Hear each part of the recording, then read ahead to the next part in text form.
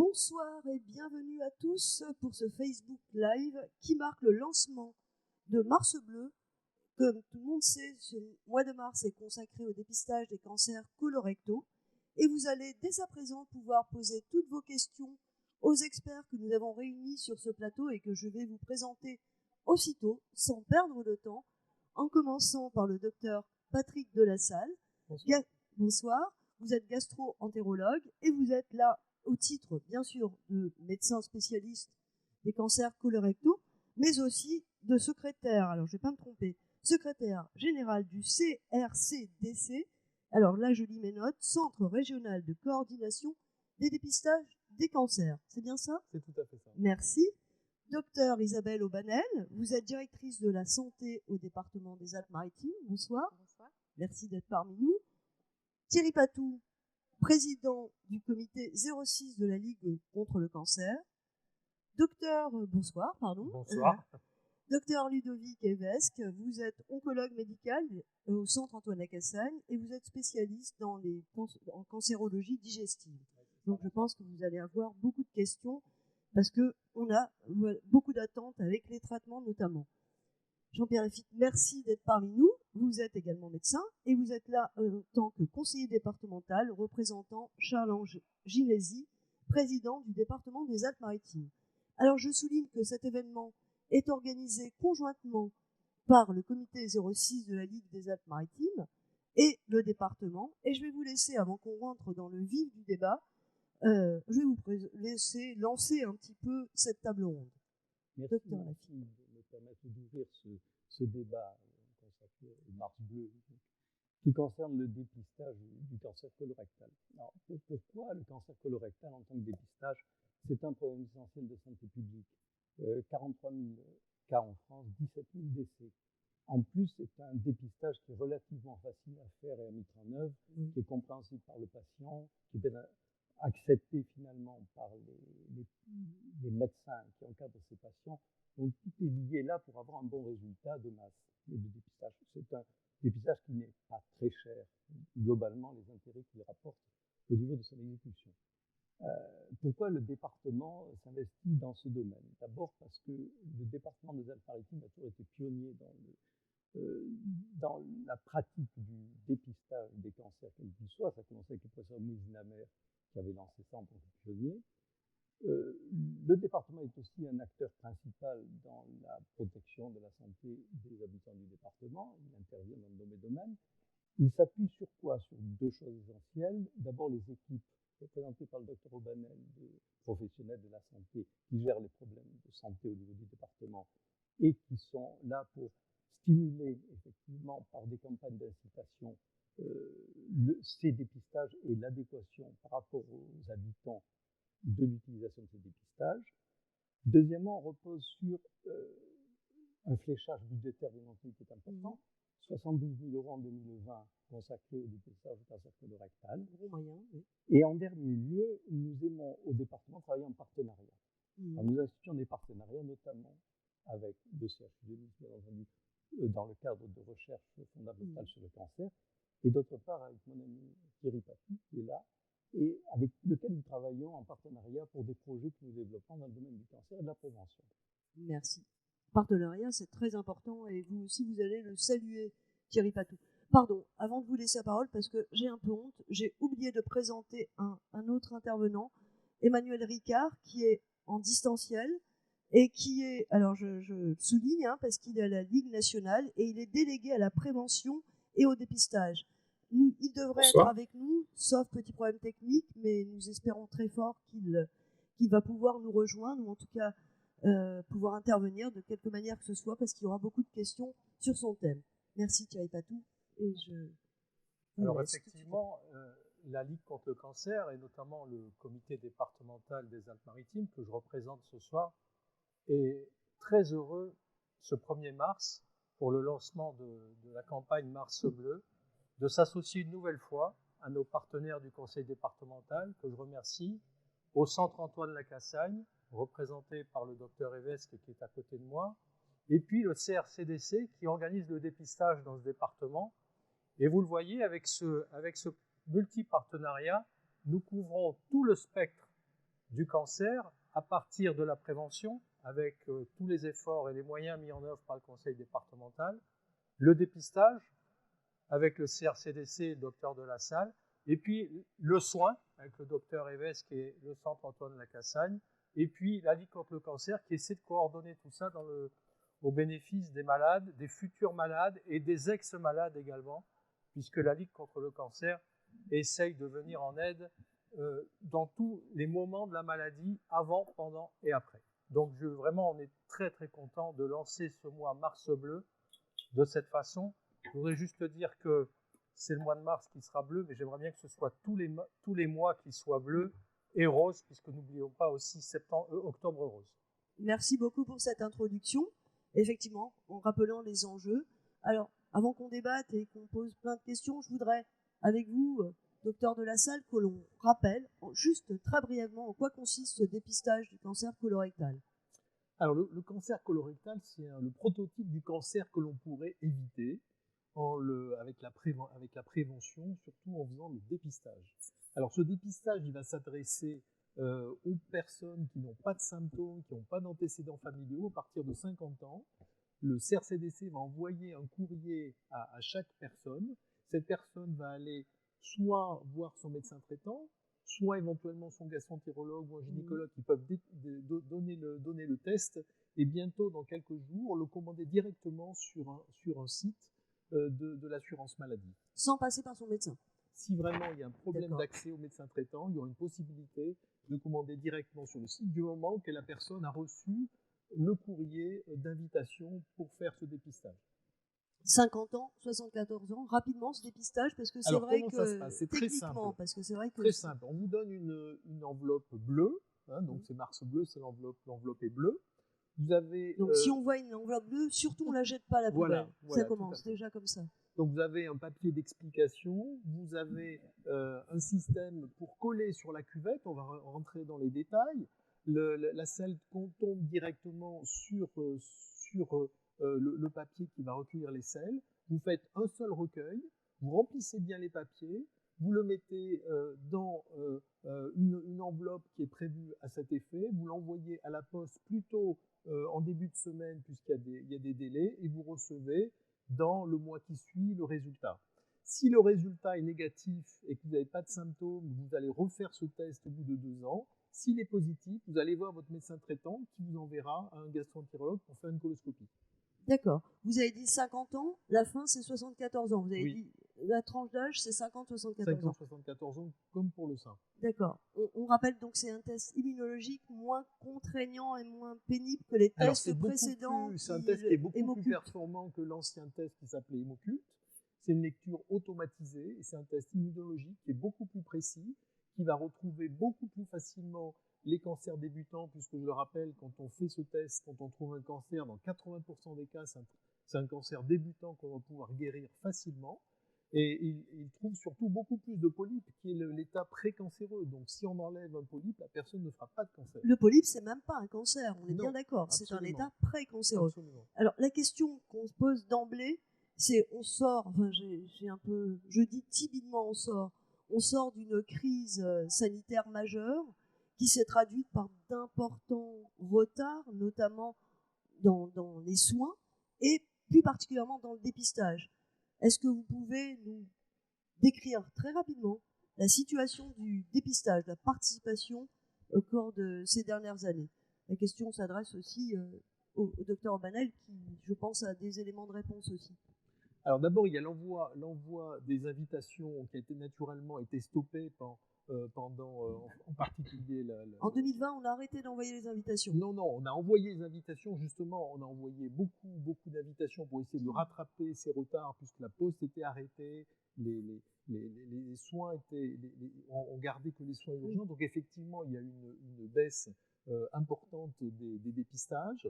Cette baisse n'a pas été complètement rattrapée en 2021, c'était le souci de la direction générale de l'offre de soins d'essayer de rattraper. On n'a pas complètement rattrapé ces retards que l'on a pris en 2020, donc c'est vraiment un problème important. Et comme je le dis souvent et je le répète sur tous les plateaux, je dis à toutes nos tutelles, laissez-nous pour des praticiens de base comme moi, laissez-nous du temps pour le soin. Oui, c'est très important. Docteur Obanel, vous avez des... Oui, sur les derniers chiffres, il y a eu un peu plus de 17% de suppléments de tests envoyés. Je crois, pour essayer de rattraper. Essayer de rattraper ce retard. Et globalement, à peu près, on va dire 45 000 tests envoyés sur le 06. Sur le 06. Du 06. Et sur l'effectivité du résultat des tests, en 2020, il y avait quand même 900 tests positifs retrouvés et à peu près 60 cancers dépistés. Par ce biais du dépistage pour le 06. Oui, c'est quand même 50 Donc cancers. Voilà, il y a quand même un taux de dépistage qui est important, sachant que la prévalence, l'incidence annuelle du cancer colorectal dans les Alpes-Maritimes, dans le 06, est d'à peu près 900 cas avec une surreprésentation masculine. 900 cas, plutôt des hommes. Donc, alors, c'est 52%, 53% masculin et voilà, donc il y a un peu plus. Oui, mais que les femmes ne sont pas épargnées quand même, parce que c'est vrai qu'on pense souvent que c'est plutôt un cancer masculin. Non, les femmes ne sont pas épargnées. Les femmes ne sont pas épargnées.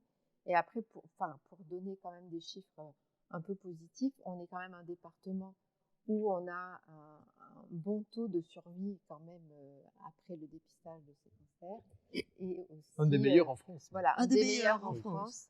Avec une sous-représentation en France et au niveau national et au niveau régional de l'incidence des cancers, surtout chez les femmes. Voilà, donc on est un département. On abordera peut-être la prévention parce que c'est peut-être lié au mode de vie. Mais je voudrais quand même retourner vers le docteur Evesque parce que là on a des chiffres, des données. Vous les recevez les patients. Est-ce que dans votre travail de terrain, est-ce que vous avez remarqué que les patients arrivaient à des stades plus tardifs que dans le passé liés à cette crise du Covid? Parce que je crois que c'est important de... Oui, c'est vrai qu'au-delà des chiffres, dans la pratique quotidienne, on a régulièrement des gens en fait, qui viennent nous voir. On aura déjà diagnostiqué un cancer lorsque je les reçois. Et bien souvent, ils me disent en fait, j'avais des symptômes, ça faisait quelques mois que j'avais des rectorragies ou j'avais c'est des saignements en fait, dans les selles ou des douleurs abdominales. Et on m'avait proposé de faire une coloscopie, mais soit le patient s'était dit que ce n'était pas le meilleur moment pour le faire à cause de la crise Covid, soit l'accès pour réaliser ces examens aussi était plus difficile parce qu'on privilégiait les soins dits urgents. Et donc, on a des gens qui viennent avec du retard qui a été lié à cette crise. Donc, c'est un des effets collatéraux en fait. Et donc là, vous avez vu des patients arriver avec des tumeurs plus grosses. Vous avez observé cette aggravation quand même de la maladie.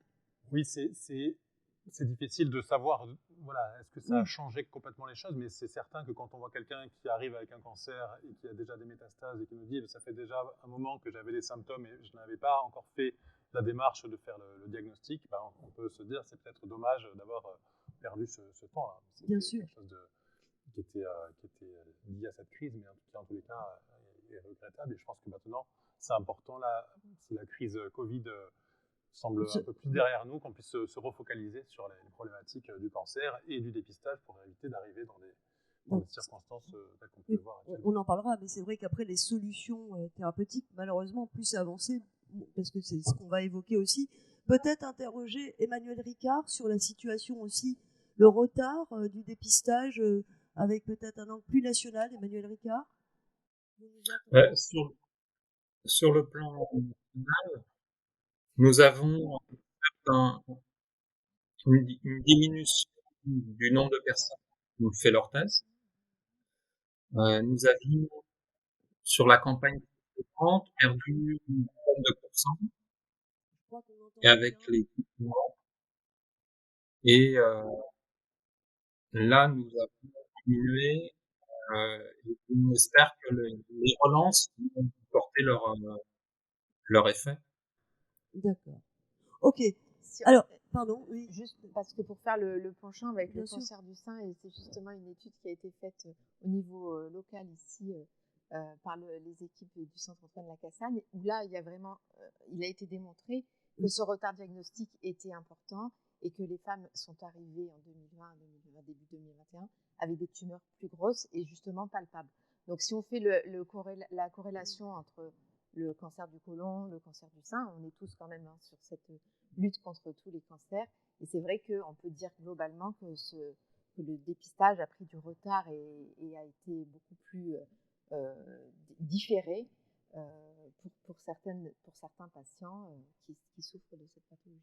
Ouais, les soins de cancérologie en fait ont été privilégiés, mais c'est vrai qu'avant d'arriver dans cette filière de soins de cancérologie, du coup, il y a eu un retard en fait pour passer d'un statut où on est en dépistage ou en examen au statut de je suis traité pour un cancer, qui là n'a pas été tellement impacté à partir du moment où le diagnostic était fait. Et là, la prise en charge, c'est vrai que c'est une des activités, la cancéro, qui a été maintenue pendant cette période.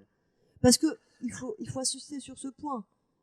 Au contraire de beaucoup d'autres maladies, dans le cancer colorectal, il y a un état avant qui n'est pas cancéreux. Pendant très longtemps. On peut tout à fait diagnostiquer et traiter l'état précancéreux qui est le polype. Oui. Souvent, c'est pas un cancer, un polype. Ce n'est pas un cancer, le polype. Ça peut l'être quand il est vraiment important, mais la plupart du temps, ce n'est pas un cancer. Et entre une muqueuse normale et le cancer, il va passer en moyenne une dizaine d'années. Donc si on peut intervenir à ce moment-là, et tout le monde doit être dépisté, c'est ce qu'il faut absolument dire, on est tous à risque pour le cancer du côlon, donc on doit tous être dépistés. Donc là, on peut vraiment avoir des effets vraiment importants. On fait souvent le parallèle avec les accidents de la route. Dans les années 70, il y avait 17, 18 000, 20 000 morts sur la route. On est arrivé à moins de 3 000 morts. On pourrait vraiment baisser de 10 000 morts en France la mortalité par cancer du côlon si vraiment on se donne les moyens. Et si on regarde la tranche d'âge dont on parle aujourd'hui, 50-74 ans, entre les personnes qui ont eu un test de dépistage ou une coloscopie, il y a 50% en gros de la population qui n'a rien fait. Donc ça, c'est important. Donc je le dis à tous ceux qui écoutent, il faut vraiment que vous disiez à toutes les personnes autour de vous, à partir de 50 ans, il faut absolument faire quelque chose. Eh ben là, on a justement une question, on va les prendre même si on va laisser un temps à la fin de questions-réponses, mais là c'est très important parce qu'on sent la douleur d'un fils ou d'une fille qui dit « Mon père refuse de faire voilà, j'y arrivais pas. Merci de faire le dépistage. » Comment trouver les mots pour le convaincre? Moi que vous donniez votre numéro déjà aller voir son médecin traitant, parce que le médecin traitant, il connaît la personne. On aura beaucoup de remarques là-dessus. Donc il pourra essayer d'une part de le convaincre, et s'il n'arrive pas à convaincre sur un test, éventuellement faire quelque chose d'alternatif, éventuellement. C'est-à-dire on peut très bien faire, je sais pas, un coloscanner par exemple. Quelqu'un qui ne veut pas toucher les selles et qui ne veut pas de coloscopie, on peut très bien lui faire un coloscanner. Donc c'est rare, mais il y a toujours une solution, il y a toujours un moyen. Moi, je voudrais intervenir à ce moment du débat. Nous, à la Ligue, nous voyons les conséquences du cancer, qu'il soit colorectal ou autre. On voit les conséquences, on voit des gens qui ont été touchés par la maladie. Quand on les voit, c'est heureusement pour eux qu'ils s'en sont sortis, mais c'est souvent dans des parfois très invalidants, des traitements très invasifs, très handicapants. Et on a la chance d'être dans un pays où il y a des campagnes de dépistage nationales, que lorsqu'on doit faire une coloscopie, c'est gratuit, et que comme ça a été dit, le cancer colorectal, comme celui de la prostate ou du sein, fait partie de ces cancers qu'on peut détecter très tôt et être traité facilement et s'en sortir. Donc c'est vraiment, je pense que ça doit être suffisant pour convaincre les récalcitrants. On va dire au docteur Evesque, lui peut-être de trouver les mots pour vous qui malheureusement avez les patients à un stade plus avancé, vous aurez probablement les mots les plus percutants aussi pour expliquer pourquoi il faut arriver avant. C'est vrai que c'est compliqué comme question parce qu'on a parfois des gens qui ont des frères ou des sœurs qui sont malades, qui ont des cancers même métastatiques très avancés. Et pour autant, quand on leur dit est-ce que vous avez un frère ou une sœur, oui, est-ce que vous avez est-ce qu'ils ont fait le dépistage, et éventuellement ils ne souhaitent pas. Alors justement, on a une question. C'est un peu la peur en fait. Je pense qu'il faut vaincre un petit peu la peur qu'on peut avoir de se dire j'ai peur qu'on me retrouve quelque chose. Oui, la peur, grave, c'est un des arguments, un des freins. Je préfère ne pas le faire. Et ça, je pense qu'il faut vraiment lutter contre ça parce que là, on communique pas mal sur le fait de dire qu'on guérit 9 cancers sur 10 lorsqu'on le diagnostique à temps. Donc c'est quand même très très important. On guérit de façon simple, voilà, avec juste un important. petit geste Donc, chirurgical. Cette peur, je pense qu'il faut qu'on arrive à ce que les gens, la population la dépasse et comprennent qu'en fait, on arrive à traiter les choses de façon relativement simple. Le cancer, c'est peut-être plus la maladie aussi grave que ce que l'on avait à l'époque, lorsqu'on n'osait pas forcément dire le mot, etc. Oui. Et c'est peut-être pour revenir, quand on fait du dépistage organisé, c'était un peu une des questions d'ailleurs qui sont en train de défiler, il y avait peut-être celle juste d'avant, on va chercher des traces de sang dans les selles. Oui. On va en trouver dans quel pourcentage de... Voilà. Alors, ça va se positiver 4 fois sur 100. 4 fois sur 100, la personne, on va lui dire, voilà. votre test et sur positif. Les personnes qui ont un test positif, quand on va faire une coloscopie, 1 fois sur 2, on ne va rien trouver. Donc il y aura eu 1 fois sur 2, voilà. Je dirais une fausse alerte. Voilà, une fausse c'est alerte. pas un faux c'est positif. Pas un faux négatif. C'est pas un faux positif, c'est une fausse alerte. Oui, parce qu'on peut avoir du sang dans les selles pour d'autres motifs. Voilà, tout à fait. Comme lesquels, hémorroïdes. Et le 50% qui reste, on va avoir à peu près 30 à 40% de polypes et un peu moins de 10% de cancer. Ouf. À peu près 7 à 8% de cancer. Et quand on regarde les cancers que l'on retrouve, dans plus de 80% des cas sont des cancers débutants, même souvent ils vont pouvoir être enlevés lors de l'endoscopie. C'est ça qui est. Avec le simple geste, il n'y aura plus rien derrière. On va enlever ce cancer par coloscopie, ou s'il est trop important, c'est un geste chirurgical qui est maintenant très bien maîtrisé par tous les chirurgiens, oui. et donc on n'est pas face à des traitements trop lourds. Donc il faut... souvent les patients vont se dire, mais là, tout ça, si on me trouve quelque chose de trop lourd, ça va être trop difficile. Oui, non, c'est des choses simples. La plupart du temps, on va tomber finalement sur quelque chose qui est facilement curable. Au pire, même si le résultat est positif, une fois sur 2. Par rapport à des cancers que l'on va trouver chez des personnes qui ne sont pas dépistées, où là, les cancers sont souvent beaucoup plus avancés. Il y a une grande différence entre le cancer qu'on trouve lors du dépistage et des cancers qu'on va trouver hors dépistage. Il y a une question extrêmement importante. J'ai des cas de cancer colorectaux dans la famille, ou j'ai un cas de cancer colorectal dans la famille, ma mère, mon père, un frère, une sœur. Est-ce que je dois participer à ce dépistage organisé ou il faut que je m'inquiète avant et que je fasse une coloscopie? Alors les recommandations sont très simples. En pratique, si un antécédent du premier degré, qu'est-ce que ça veut dire premier degré? Ça veut dire père, mère, frère, sœur, enfant. Il faut faire une coloscopie à partir de l'âge de 45 ans. Donc 5 ans plus tôt. Voilà. Ou 5 ans avant l'âge de découverte du cancer dans la famille. Si on découvre un cancer dans la famille chez quelqu'un qui a 45 ans, forcément, il faut commencer à 40. Il faut commencer à 40 ans. Voilà. D'accord. On a parlé aussi, il y avait une question sur les faux négatifs. On peut avoir peur, c'est-à-dire je fais un test, il est négatif, je me pense tranquille, je fais plus rien d'autre. Voilà, c'est bien noté dans les tests. Si vous avez un test qui est négatif, mais que vous avez des symptômes ou vous voyez du sang, oui. Là, dans ces cas-là, il faut on ne traîne plus. Alors, parmi les freins, parce que vous avez aussi pas mal travaillé sur les freins, il y a la peur, et c'est très important de rappeler combien la peur... En plus, on est dans une période difficile, lourde, on se dit, je vais bien, tout va bien dans ma vie, je vais aller faire un test qui va peut-être... introduire la maladie dans ma vie. Et c'est vrai que c'est compliqué, c'est tous les enjeux de la prévention aussi, donc ça vous pouvez le comprendre. Mais il y a aussi autre chose. Vous avez dit la participation des médecins traitants, mais moi j'entends beaucoup.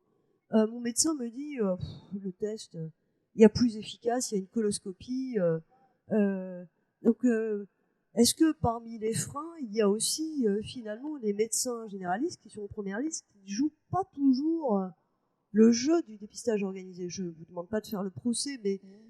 Je pense qu'il y a cet élan chez certains médecins généralistes, c'est peut-être un biais de facilité, parce que c'est peut-être plus facile de prescrire directement la coloscopie, et puis voilà, le patient est sur les rails, que de prendre du temps, déjà d'expliquer, comme a fait le docteur de la salle, comment on fait le test, d'attendre aussi, parce qu'il y a cette attente-là. Et donc, certains médecins sont peut-être plus réticents dans le travail un peu pédagogique et de prévention. Et je pense que voilà, c'est peut-être ce frein-là. Et après, il y a aussi le fait que les patients n'ont pas forcément des médecins traitants. Oui, en tout cas, il y a vraiment Ça, c'est le plus gros problème. un gros souci voilà, de suivi et de suivi préventif. Hein, un patient sans médecin traitant, il va pas avoir forcément les messages déjà de prévention qui lui arrivent et il ne va pas penser par lui-même à aller se faire dépister non plus. Donc, oui, mais normalement, il y a ce courrier qui doit amener à son médecin. Oui, c'est mais son médecin c'est cette réflexion. Et puis, les patients, on le voit de plus en plus, ont besoin vraiment d'échanges du 1 pour 1. Hein. C'est ce qu'on est en train de dire par rapport à la coordination des soins, à la prise en charge vraiment. Donc, et pour lutter contre la peur, je crois que c'est important qu'il y ait vraiment ce relationnel qui s'inscrive dans le parcours patient. C'est pas facile pour les médecins libéraux qui sont surchargés de travail, dans des zones aussi où il n'y a pas de médecin, des zones sous-denses, un médecin où là on est dans le blackout complet au niveau de la prévention. Donc je pense que c'est vraiment sur ça qu'il va falloir aller, c'est refaire, retrouver ce médecin de famille, ce médecin traitant et cet accompagnement coordonné. Parce que les enjeux sont énormes. Je crois que, Patrick de la Salle, vous aviez étudié ça. Si le médecin traitant prend la chose en main, là, les résultats sont bien meilleurs. Donc, il y a un énorme enjeu avec ça. Une étude à l'ex-après-base qui était présidée par le professeur Moïse Namer. Moi, j'étais vice-président à l'époque, donc ça nous remet des années en arrière. Mais vous êtes resté très jeune. Merci, c'est gentil. En fait, il y avait une étude qui avait été faite qui montrait que quand le médecin traitant propose le test de dépistage, 9 fois sur 10, ça va être fait par le patient. Donc les patients ont confiance dans leur médecin, confiance dans leur médecin traitant. Après, je voulais rebondir sur la coloscopie et le test FIT. Je pense qu'il ne faut pas les opposer. Il y a un choix qui a été fait en France qui n'est pas le choix qui a été fait dans d'autres pays. En Allemagne, on propose une coloscopie à toute la population, mais inversement, il y a beaucoup de gens qui ne font pas de coloscopie, qui font des tests FIT. Et aux États-Unis, c'est pareil. On propose des coloscopies à la population, éventuellement des tests FIT. En fait, c'est ce qu'on appelle le dépistage multimodal. Et effectivement, c'est ce qui se fait en fait en France sans le dire, parce qu'on ne peut rien imposer au patient. Il faut lui donner une information éclairée. Moi, en tant que gastro-entérologue, si quelqu'un vient me voir, qu'il a 55 ans par exemple, il veut faire une coloscopie, je lui dis, écoutez, ce n'est pas la recommandation, mais si vous acceptez de le faire, je vais le faire. Mais par contre, absolument. Ça se fait. Vous allez pas. Votre rôle, c'est pas de le renvoyer vers le. Je lui dis effectivement que du reste, les gastro-entérologues distribuent tous les jours des tests de dépistage, et c'est une discussion qui se fait avec le patient. Et si par contre on rentre dans ce type de dépistage qui n'est, je répète, pas la recommandation française, mais qui est les recommandations dans d'autres pays, il faudra attendre plus de 10 ans pour faire un deuxième examen. Il n'est pas question de répéter les examens, ça c'est très clair. Oui, et puis excusez-moi de parler de cet aspect-là, mais ça a un coût beaucoup plus élevé, on ne peut pas le négliger. Absolument. Si on faisait des coloscopies à tous les gens de plus de 50 ans, c'est pas... Il y a des études qui ont été effectuées, c'est tout à fait supportable, et le coût est...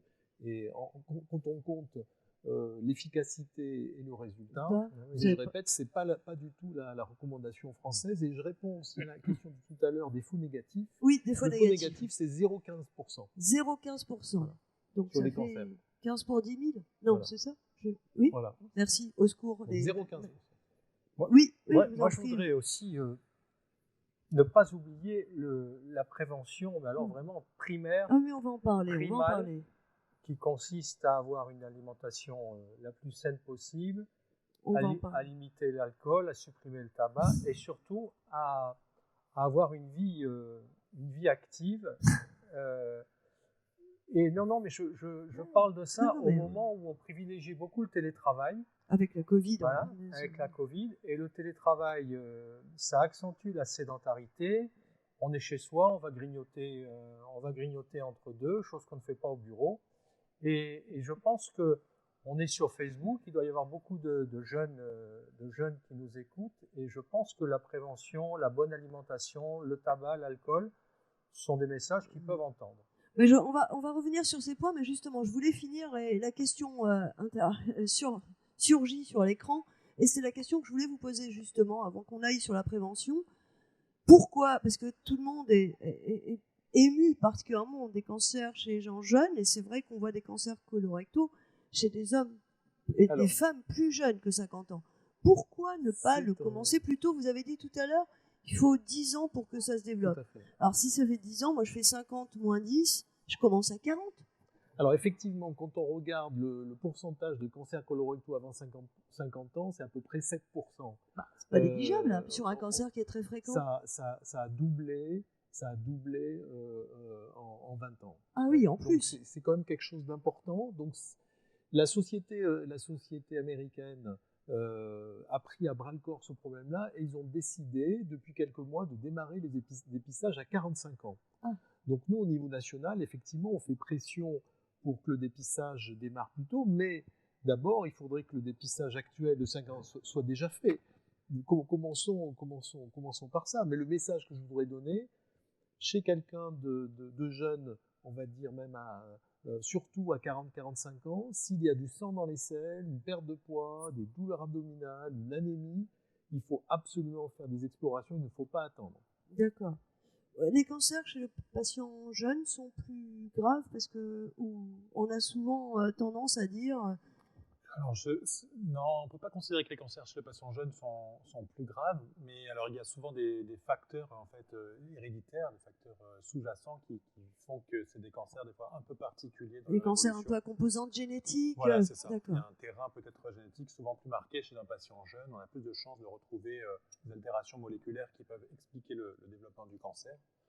Mais après, ce n'est pas forcément plus grave. Par contre, là aussi, comme le disait le docteur de la Salle, chez un patient jeune, peut-être qu'on va voir moins rapidement, on va aller moins rapidement à lui proposer une coloscopie, un examen de dépistage, pas de dépistage, mais un examen de diagnostic s'il a des symptômes, en se disant, oui, c'est quelqu'un de jeune, il a un peu mal au ventre, mais on va attendre un petit peu, on va faire un traitement symptomatique, on ne fera la coloscopie on va pas penser à ça tout de suite. Ça persiste. Et effectivement, voilà, souvent, un patient jeune, il dit, mais ça fait aussi longtemps que j'avais les on peut perdre du temps. Voilà. Et c'est vrai que pour les médecins traitants, c'est pas facile parce qu'il faut pas inquiéter non plus les gens à tort dès qu'on a mal au ventre. Et il faut essayer de faire la part des choses, c'est souvent très difficile pour un médecin traitant de pas passer à côté de quelque chose de potentiellement grave, mais aussi de rassurer les gens, de ne pas être là à bien sûr des examens dès qu'on a quelque chose qui va pas. Je voudrais vous rassurer les gens justement parce que il y a parfois, dans 2% des cas, 0,7% des cas, on tombe sur des cancers. Est-ce qu'on a fait des progrès? Parce que voilà, si on tombe sur ce cancer, est-ce que c'est le ciel qui vous tombe sur la tête ou on a fait aussi des progrès thérapeutiques qui peuvent espérer que même si on a un cancer qui est diagnostiqué, on peut, voilà, c'est pas comme une condamnation. Oui, des progrès, on fait de façon régulière, en fait, petit à petit, d'année en année, en fait, on fait des progrès. On n'a pas des énormes différences, mais on gagne du terrain, en fait, chaque année, en connaissant de mieux en mieux les mécanismes de développement du cancer. On fait des progrès vraiment chaque année. Et après, comme le rappelait également le docteur de la Salle, lorsqu'on fait un test de dépistage, on trouve des cancers qui sont souvent des petits cancers. C'est des gens qui ne se plaignent de rien. Donc, on a des cancers qui, en général, se traitent par de la chirurgie, éventuellement de la chimiothérapie derrière, on dit adjuvante, c'est-à-dire si on estime qu'il y a des facteurs de risque qui vont dire que le cancer est à risque de revenir. Et donc, dans ces cas-là, on guérit le cancer de façon très, très fréquente, quoi. Après, lorsqu'on est sur des cancers plus avancés, là aussi, même lorsqu'il y a des métastases, on a fait d'énormes progrès. On se coordonne avec des équipes chirurgicales, des radiothérapeutes, des radiologues interventionnels, avec des cancérologues, avec des gens qui s'occupent de la biologie moléculaire, c'est-à-dire de savoir en fait quel est le traitement que l'on peut proposer, c'est de cibler en fait les traitements que l'on peut faire. Et du coup, au fur et à mesure du temps, avant on parlait du cancer colorectal comme une entité en fait globale. En fait, il n'y a plus de cancer colorectal, il y a plein de petits cancers colorectaux de sous-familles avec des mécanismes qui ont expliqué leur développement que de plus en plus on arrive à cibler. C'est-à-dire qu'on va dire ce cancer-là, il se développe parce qu'on a telle altération qui s'est produite dans les gènes, et on arrive à donner des médicaments qui vont bloquer le gène en fait qui fonctionne mal, la protéine qui est fabriquée par le gène qui fonctionne mal, et on va avoir des résultats des fois qui sont exceptionnels, hein, même sur des cancers qui sont avancés. Bon, je crois que pour la personne qui demandait comment convaincre mon père, je pense que vous avez vraiment développé des arguments. On a une question qui s'approche de la prévention. pourquoi ne pas commencer dès l'école, donc dès le plus jeune âge, à enseigner les bons comportements de vie et en matière de santé, et notamment de commencer à parler des dépistages. Est-ce que voilà, ça c'est vraiment un champ, peut-être aussi Emmanuel Ricard aura envie de s'exprimer là-dessus. La prévention, c'est l'enjeu, hein. C'est un enjeu majeur. On sait que c'est des gains en termes de qualité de vie, des gains en termes médico-économiques. Est-ce qu'on peut imaginer aller parler vraiment à des gamins dès le plus jeune âge? Je me permets par rapport aux petits, parler des cancers, des dépistages, des maladies, c'est un peu compliqué chez les tout petits. Donc la prévention, en tout cas à l'école, elle doit passer par comment valoriser le bien vivre en bonne santé. Qu'est-ce qui fait qu'on va être bien dans sa future vie en évitant, etc. Mais voilà, les mots sont lourds de conséquences aussi chez les enfants et on ne peut pas aller introduire. Et on avait une spécialiste psychologue lors de Mars Rose, j'allais dire. Bon, allez, Octobre Rose, c'est pas mal. Qui nous avait vraiment parlé de ça aussi. Voilà, chez les enfants, il faut être vigilant par rapport au message qu'on donne. Donc après, je pense que notre collègue va en parler, mais sur les messages de prévention, ils peuvent tout à fait passer déjà chez les plus jeunes. Il faut adapter ces messages. Et après, rien de tel que les enfants pour aller essaimer aussi la bonne parole auprès de leurs parents. Qui, voilà, parce que ce sont des vraies éponges. Qui est faite, je trouve, à l'école. J'ai un enfant qui est en dernière année de maternelle et il me parle déjà du Nutri-Score. Voilà. Donc, ils sont déjà formatés. On sait que son père est médecin, c'est pour ça. Emmanuel Ricard, vous vouliez intervenir sur cette question de sensibilisation des plus jeunes? Alors, il y a deux aspects. Le premier aspect, c'est la question de la prévention primaire. Donc, c'est un petit peu ce qui a été évoqué. C'est la question de comment on va avoir des bons comportements. Alors, aujourd'hui, nous avons des écoles promotrices de santé, ce qui veut dire qu'il faut à la fois travailler les comportements, mais aussi que dans les cantines, les prescriptions, les aliments qui sont donnés, les repas qui sont fabriqués, soient exemplaires. Et c'est à la fois faire et dire. Dans le dire, il y a la question des écrans. Aujourd'hui, ça a été dit par l'un des intervenants, on est dans une société où on va faire beaucoup plus de télétravail. Donc, comme moi, là, aujourd'hui, on est assis devant son écran, on y passe entre 8 et 10 heures. Or, nous sommes un animal qui est fait pour marcher, courir. Donc, il y a toute une rééducation à faire sur se tenir debout, travailler debout. Je rappelle qu'autrefois, on lisait debout et il faut adapter son environnement de travail. Les écrans, c'est aussi le temps qu'on passe devant les séries télé, devant les films. Et ça, on voit que dans l'évolution du temps et dans les générations, ça prend de plus en plus de temps. Il est important d'augmenter l'activité physique. Oui. Or, l'activité physique, c'est pas que le sport. C'est prendre son vélo, prendre sa trottinette, marcher, et c'est avoir un environnement qui est de moins en moins questionné sur la sécurité. Aujourd'hui, par rapport à il y a 30, 40 ans, les parents sont beaucoup plus inquiets de laisser leurs enfants dehors. Oui. Et on les fait jouer à l'intérieur. Donc c'est des grandes évolutions. Donc c'est des vraies questions sociétales. Bien sûr. Juste pour rebondir, pardon, parce que sur l'activité physique, c'est extrêmement important parce que les liens entre activité physique et cancer colorectal, autant en prévention primaire, c'est-à-dire avant que la maladie ne se déclenche, mais même après, sur les rechutes, elle est fondamentale. Elle a été 1000 fois démontrée, ça. Oui.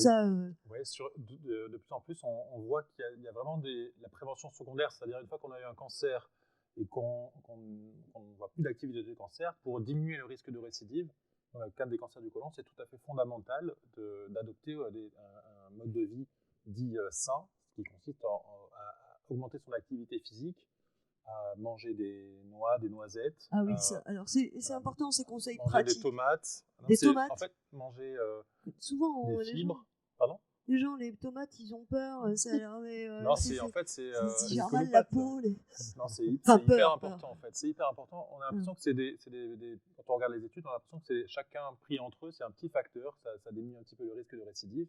Et quand on additionne tout ça, on a des résultats qui sont tout à fait étonnants en fait. On diminue grandement après qu'on a terminé la chirurgie et la chimiothérapie, le risque de récidive, en adoptant ces moyens-là. Donc c'est vraiment important. Donc vous récapitulez l'activité physique, des graines, des fibres, des légumes divers. Oui, poissons gras, tomates. Éviter les boissons sucrées de grandes marques américaines. Diminuer les sodas. Les aliments transformés. Le café ? Le café, c'est protecteur aussi. Le café est protecteur. Il faut mais sans sucre. Sans sucre. Jamais mettre de sucre dans le café. On met plus de café dans le sucre. De sucre dans le café. On pourrait préciser quand même, puisqu'on parle de prévention secondaire, c'est que l'institution départementale aussi et métropolitaine ont mis en place des politiques, notamment le plan alimentaire territorial, qui va favoriser au niveau d'abord des écoles et ensuite de la population en général l'accession à une nourriture de plus grande qualité, moins transformée, venant sur plus produite localement. Une vraie prise de conscience des collectivités. Et par le biais aussi des activités qui sont les seniors en action. Alors là, c'est pour des personnes plus âgées, le maintien d'une activité sportive, il y a des éléments au niveau du département qui permettent ce genre d'activité. Donc, ils vont dans le sens de ce qu'on disait tout à l'heure. Oui, il y a une prise de conscience. Oui, Thierry Patou, pardon. Oui, il y a beaucoup d'enseignements à tirer de la crise qu'on vient de passer là depuis 2 ans, de la crise Covid. Alors là, on parle de cancer aujourd'hui. C'est une maladie dont même le nom fait peur. Mais là, on parlait pendant 2 ans du Covid. Et si on regarde les statistiques qui sont en train de sortir, et qui sont sorties d'ailleurs au fil de l'eau, le Covid a aussi fait mourir des personnes qui étaient obèses, hypertendues, diabétiques, donc malnutries, inactives, ou alors des fumeurs, des alcooliques. Et donc, on voit bien que ces règles de bonne hygiène de vie, elles sont valables pour toutes les maladies. Parce que, évidemment, quelqu'un qui a des comportements dits à risque en matière d'habitude de vie est beaucoup plus fragile. Et je le répète, on vient de le voir pendant ces 2 ans. C'est vrai. Ils ont été les premières victimes de cette crise, indéniablement. Là, vous êtes bien sûr tous d'accord. Tout à fait d'accord. Je vais répondre à la question. Oui, c'est une question. On revient un petit peu, mais c'est vrai qu'elle est fondamentale. Voilà, vous avez parlé des mauvais chiffres, et alors je vais lire la question parce que les internautes ne la voient pas nécessairement. Pourquoi le kit dépistage n'est pas vendu en libre service en pharmacie ? C'est une excellente question à mon sens. Puisque vous voulez doper le dépistage, pourquoi pas faciliter son accès ? Alors nous, on avait au niveau national, on avait toujours prôné justement une distribution le plus large possible. Et on avait voulu mettre des expérimentations justement avec les pharmaciens. Du reste, ça a été fait en Corse avec bonheur, puisqu'ils ont doublé la participation au dépistage grâce à la distribution par les pharmaciens. En juillet de l'année dernière, notre président Macron a annoncé justement qu'il y allait y avoir une distribution pour les pharmaciens. Donc c'est en cours de discussion. C'est en cours de discussion. Et ça va probablement se faire dans les mois qui viennent. Et vous êtes sûr que les médecins ne vont pas se mettre en colère en disant c'est nos prérogatives ?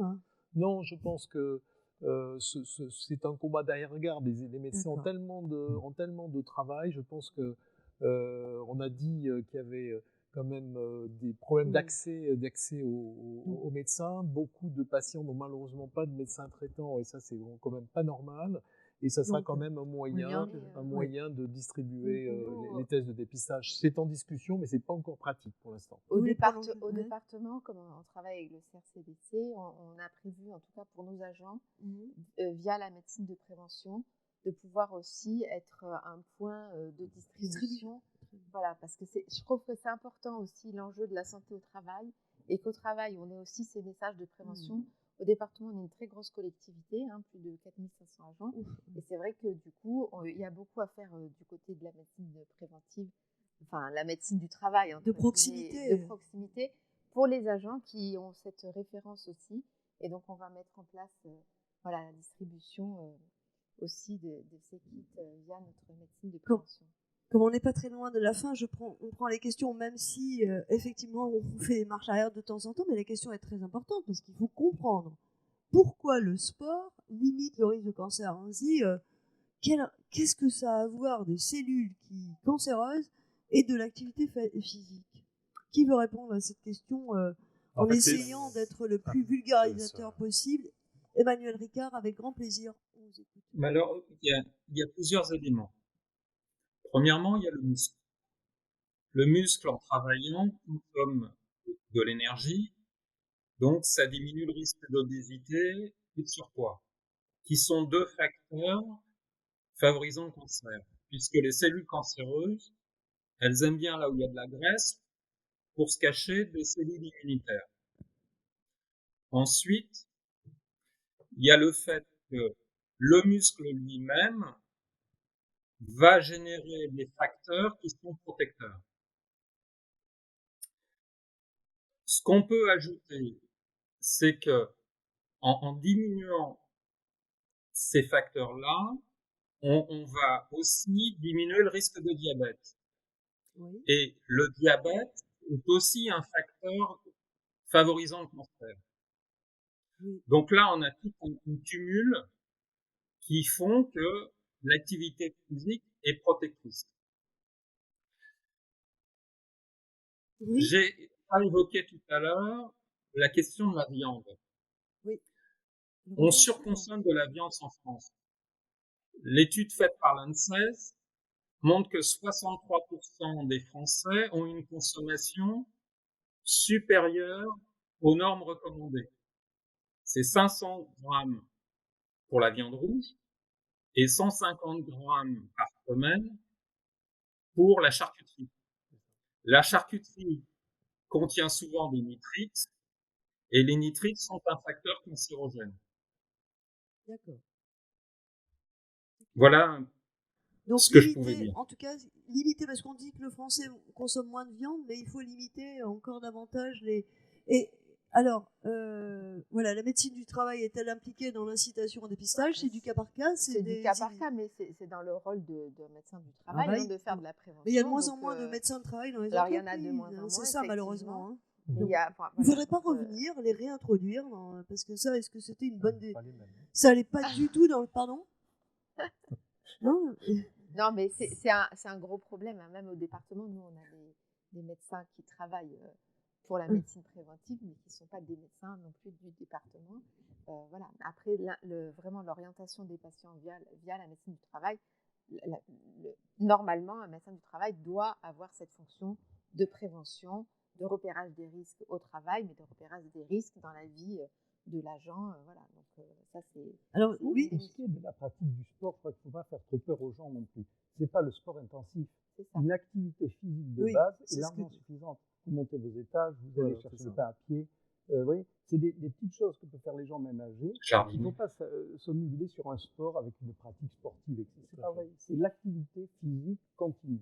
Oui, c'est vrai que ça fait longtemps qu'on le répète, mais ne pas ménager ses efforts, en bref, c'est un petit peu ça. Mais l'activité de base suffit largement à être préventive. Il faut que l'habitat soit adapté aussi. Ça, vraiment, je pense que les architectes, ils ont un rôle important pour que l'habitat soit adapté. Ils construisent plus d'ascenseurs? Pour que mais qu'on puisse plus utiliser ces gens pour aller faire ses courses, pour aller au spectacle, etc. Je pense que ça, vraiment, il y a un travail très important à faire. C'est pas dans ce sens qu'on va. Et d'ailleurs, la question, là, elle est pertinente et je pense qu'aucun d'entre vous ne va vouloir répondre. Mais pourquoi faire la promotion de produits comprenant des nitrites alors que ça a pour conséquence des cancers? Et est-ce qu'on ne pourrait pas se mobiliser pour aussi agir sur l'industrie? L'alimentaire a déjà commencé à agir parce qu'il y a des groupes de pression qui se sont manifestés et qui ont fait baisser le taux de nitrite dans le jambon, par exemple. C'est un début. Ça mettra peut-être quelques temps, mais il faut aller vite. Le phénomène est enclenché. Au niveau quand même L'agroalimentaire, il faut quelques temps pour arriver à régler le problème. Mais le mouvement est enclenché. Mais regardez ce perturbateur endocrinien, il a fallu 30 ans pour que les gens le répétaient inlassablement. Mais Emmanuel Ricard, si je puis me permettre sur les nitrites, nous avons une campagne avec Claude Yuka. Il y a eu une loi qui est passée là au mois de février qui indique qu'on va diminuer les quantités de nitrites, on va vraisemblablement interdire un certain nombre de produits avec les nitrites, mais ceci est soumis à un rapport de l'ANSES qui devrait sortir à la mi-2022. Cette question, elle est portée, et elle était portée par Axel Kahn, notre ancien président. C'est une question aujourd'hui, c'est une question fondamentale sur la question des additifs. Il n'est pas normal d'ajouter des additifs qui sont cancérigènes. Il y a celui-ci qui est particulièrement démontré pour le cancer du colorectal et le cancer de l'estomac. On a des études. Malheureusement, le son a été coupé. Ce serait la même chose pour le cancer du sein et le cancer de la prostate. Très bien. Une question quand même importante qui va dans le même sens, c'est manger bio, est-ce que ça protège un peu de... Non. Ah, vous dites ça comme ça. C'est le choix des aliments qui est important. D'accord. Le choix des aliments, pour l'instant, le bio n'a jamais démontré qu'on baissait le risque de cancer. Et je reviens sur des grandes populations, on a pu l'évaluer. Je reviens encore une fois pour le problème de la viande et des charcuteries, on estime à peu près à 5 ou 6 000 cancers colorectaux qui sont dus directement à une surconsommation de viande ou de charcuterie en France. Directement dû. Peut-on se fier à l'appli Yuka? Elle est bien cette application. Elle est très bien cette application, Dr Obanel? Oui, vous dites oui. Oui, je pense que c'est une bonne application qui permet vraiment de sérier les produits, les bons et les moins bons. Après, c'est le consommateur qui fait son choix. Mais effectivement, je crois que on approche bien. Je pense quand même qu'il faut aussi la prévention, c'est évidemment hyper important, mais dans une large majorité des cas, lorsqu'on découvre un cancer à un patient, souvent on se dit mais comment ça se fait que ça m'arrive à moi, j'ai pas de facteur de risque, etc. Et je voudrais pas qu'on stigmatise trop non plus les gens, parce que malheureusement c'est souvent voilà, la plupart du temps les gens ils n'ont pas de facteur de risque particulier. Et donc, pour un patient donné, on ne peut pas dire c'est parce que vous avez mangé beaucoup de jambon quand vous étiez bien sûr. Bien souvent, on ne trouve pas, lorsqu'on diagnostique le cancer, la cause. Et c'est très difficile pour quelqu'un, quand on lui dit qu'il a un cancer, de se dire mais pourquoi ça m'est arrivé à moi? Qu'est-ce que j'ai fait de pas bien? C'est les facteurs de risque qui marchent dans une population, c'est très important de les diminuer, mais pour une personne donnée, on ne peut pas dire c'est parce que vous avez fait ci ou oui, ça. C'est-à-dire qu'il y a plein de facteurs. Voilà, je pense qu'il ne faut vraiment pas stigmatiser. Et deuxième chose, le dépistage, même si on fait tout ce qu'il faut, on essaie de remplir, cocher toutes les cases d'activités sportives, etc. Le dépistage, il s'adresse vraiment à toute personne de 50 à 74 ans qui n'a pas de symptômes, quel que soit son mode de vie. Et donc je pense que c'est vraiment important aussi d'insister sur le fait qu'il faut le faire chez tout le monde. Il ne faut surtout pas se dire ouais, moi je mange sain, je mange bio, je fais du sport, donc ça ne s'adresse pas à moi, ce dépistage-là. Il y a une question, si vous n'avez pas la réponse, vous pouvez appeler votre fils en maternelle. C'est peut-on se fier au Nutri-Score? Est-ce qu'on peut se fier au Nutri-Score? Alors, lui, il est très fan, il est très attaché au Nutri-Score. Il regarde toutes les choses que j'achète. Et du coup, moi, je ne connaissais pas beaucoup le Nutri-Score avant que lui-même m'en parle. Et maintenant, je fais très attention à ça parce que je sais que je vais avoir des réflexions. Au niveau de multiples associations, on a signé justement des pétitions pour que le Nutri-Score soit utilisé le plus possible. Bon, beaucoup d'industriels maintenant l'utilisent. Après, je revenir à la cause des cancers. Effectivement, il y a une revue qui s'appelle le Lancet, une revue bien prestigieuse, connue, même si elle a été un peu malmenée avec le Covid, qui fait le point régulièrement sur quels sont les facteurs de risque de cancer. Pour l'instant, le premier facteur de risque connu, c'est le pas de chance. Le patient. Le pas de chance. Le pas de chance. La loterie. Ah, je croyais que vous alliez dire l'âge. Non, le pas de chance. Ouais. Oui, c'est pour rejoindre ce que dit le docteur. On ne doit pas se sentir malheureusement épargné. C'est vrai que sur le plan individuel, c'est très important Bien parce sûr. que souvent les gens disent voilà, qu'est-ce que j'ai fait, pourquoi j'ai ça. Non. Mais néanmoins, ça ne remet pas en question la prévention et essayer d'être, comme vous le disiez, d'être pas trop en surpoids, pas dans les excès, parce que bon voilà, après on veut vivre. Vous disiez, voilà une petite blague tout à l'heure, mais c'est vrai qu'on a envie aussi de vivre. Mais il y a l'alcool. L'alcool. Alors les règles ont changé. Maintenant, c'est 10 si je puis me permettre, 10 si on fait le lien avec ce que vous disiez tout à l'heure, avec le fait qu'on baisse l'âge du début du dépistage aux États-Unis, oui. C'est dû à l'épidémie qu'on a avec la junk food, oui. Avec l'augmentation du poids des Américains et derrière les conséquences que ça a en matière de maladies chroniques et en particulier de cancer. Oui. Vous vous opposez pas les uns les autres. Ce que vous voulez dire, c'est que tout le monde peut se sentir concerné. Mais ça, quand on applique à une population, il faut donner des conseils de prévention, mais par contre, il ne faut pas, à l'inverse, quand on diagnostique un cancer, se dire c'est parce que j'ai fait ci ou ça, parce que la plupart du temps, il n'y a pas de cause, en fait, c'est juste la malchance. On arrive malheureusement au terme de cette table ronde qui s'est passée très très vite. On pourra effectivement, il y a plein d'autres questions qui pourraient être posées. Est-ce que je peux vous demander à chacun d'entre vous un petit mot de conclusion pour arriver à convaincre les derniers récalcitrants de l'intérêt de faire ce dépistage? Emmanuel Ricard, puisque vous êtes à distance et qu'on a la chance de vous entendre. L'intérêt du dépistage, c'est de le faire tous les 2 ans. Parce qu'on voit que les cancers, le pic des cancers, il est surtout tard, vers 70 ans. Donc, il est important, ce d'autant qu'on peut le détecter tôt, de le faire régulièrement. Très bien. Monsieur Lafitte? Oui, pour terminer, faites de la prévention.